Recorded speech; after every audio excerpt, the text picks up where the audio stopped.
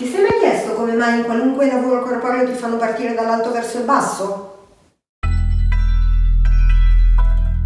Hai mai seguito una lezione di danza, di lavoro corporeo, di ginnastica, di preparazione allo sport? Penso di sì, perché è una cosa molto comune oggi. E ti sarai accorto che si parte sempre dall'alto verso il basso, per cui il primo esercizio che ti propongono solitamente, fra parentesi discorso a parte, la danza classica, di cui parleremo in un altro video, dicevo, partono sempre dalla testa, per cui ti fanno fare poi tre, no, prima uno e poi due, e si scende verso il basso. Perché si scende verso il basso? Perché lo fanno tutti, quindi lo faccio anch'io. Ma ti sei mai fatto una domanda? Esiste su questa terra, e in realtà in tutta la materia che io sappia, una cosa che si chiama Forza di gravità. Se noi ci siamo evoluti sulla Terra con questo corpo e con questa forza di gravità che grava su di noi esattamente come fa, dobbiamo per forza aver sviluppato un sistema che tiene conto della forza di gravità. Quindi la forza di gravità è qualcosa che è come un peso che ci schiaccia dall'alto verso il basso. Se io assecondassi la forza di gravità, diventerei sempre più piccola. Già sono piccola abbastanza. Quindi il mio corpo che cosa fa? Il contrario. La mia muscolatura, naturalmente, combatte la forza di gravità, per cui ci sono catene di muscoli che lavorano dal basso verso l'alto e che permettono appunto al corpo di contrastare questa spinta verso il basso. Sì, è interessante questo, ma allora perché lavoriamo dall'alto verso il basso e non dal basso verso l'alto? Io non lo so, io lavoro dal basso verso l'alto, però credo che sia perché lavoriamo sempre sul controllo e non sull'ascolto. Questa è una società nella quale il corpo è stato completamente esautorato, cioè la sua autorità non vale niente, quello che vale è la teoria, quello che mi ha detto qualcun altro, la tecnica, la forma. Ma perché non ascoltiamo questo corpo? Lui lo sa. Facciamo una piccola prova.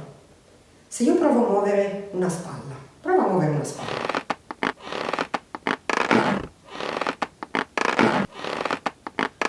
Bene, il movimento rimane più o meno localizzato nella spalla, ovviamente si porta in giro il braccio per ovvie ragioni, forse lo posso anche un po' sentire nel resto del corpo se ascolto molto bene. Chiuso il discorso, partiamo dal basso. Proviamo a muovere un piede nel contatto con il suolo. E come ci metto il peso sopra, anche poco, automaticamente sento che tutto il resto del corpo è coinvolto. Cioè non posso evitare di usare tutto il corpo se sto muovendo un piede.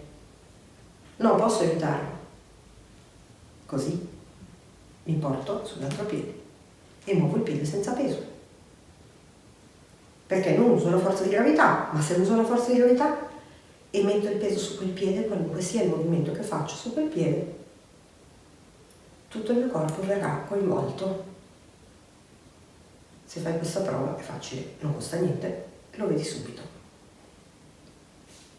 Per cui io vi consiglio di cambiare, di ribaltare il vostro lavoro corporeo, di partire dal basso e di salire, partendo sempre dai piedi. Se noi fra l'altro mettiamo il peso con grande attenzione su un piede, come per esempio se stessimo aspettando l'autobus, mi appoggio su una gamba e sento che quando il piede riceve il peso, La gamba diventa più tonica. ma lo fa perché glielo dico io? Lo fa la gamba di qualunque persona. Il corpo è molto democratico, ci sono cose che fa su di me, ma lo fa anche su di te. Allora, se io sposto il peso, semplicemente mi accorgo che il mio piede avvisa il resto del mio corpo, guarda che è arrivato il peso. Ah sì, ci penso io. E la coscia si contrae, il gluteo si contrae, l'addome si contrae. E se continuo a spostare il peso, me ne accorgo. Questo è qualcosa che non passa neanche dal cervello. Il corpo stesso fa questo lavoro. E se io faccio questo lavoro più in fretta e mi appoggio ogni volta come per aspettare veramente l'autobus, comincerò a sentire che anche la mia cassa toracica si ingloba in questo lavoro e si inclina, no? Se sto veramente aspettando l'autobus e sono anche un po' annoiata, sono certa che sarò in questa posizione in cui la spalla del lato dove ho il peso è più bassa dell'altra e l'anca su cui ho il peso esce rispetto all'altra. Ok? Quindi vedete che il corpo risponde con una facilità impressionante a qualunque sollecitazione che venga dal basso. Non altrettanto succede dall'alto, perché se io inclino la cassa toracica Posso inclinarla senza intervenire. sulle mie gambe o intervenendo davvero molto poco. Ok? Ciò che muove in alto non fa muovere in basso, ciò che muove in basso fa muovere in alto. E questo perché? Perché non sono brava, perché non sono allenata, perché non conosco il mio corpo? No, perché il mio corpo funziona così, perché ci siamo evoluti con la forza di gravità e tutto quello che facciamo spontaneamente è funzionale all'adattamento su questo pianeta, quindi è assolutamente parte dell'evoluzione della specie. Quindi se ci siamo evoluti in questa forma è perché questo era utile all'adattamento all'ambiente. Quindi ascoltiamo che il nostro bacino si sposta insieme con il peso, che l'anca senza peso cade, che l'anca con il peso esce, che la cassa toracica anche le si rilancia. E che quindi anche il nostro collo sta facendo dei lavori di adattamento a questa situazione. Quindi fai la prova, parti dai piedi e lascia che il movimento ti si arrampichi addosso. Sarà tutto molto più facile, poi fai pure tutti i tuoi movimenti che ti fanno fare alla lezione che vuoi tu. Ma prima sveglia il tuo corpo dal basso verso l'alto.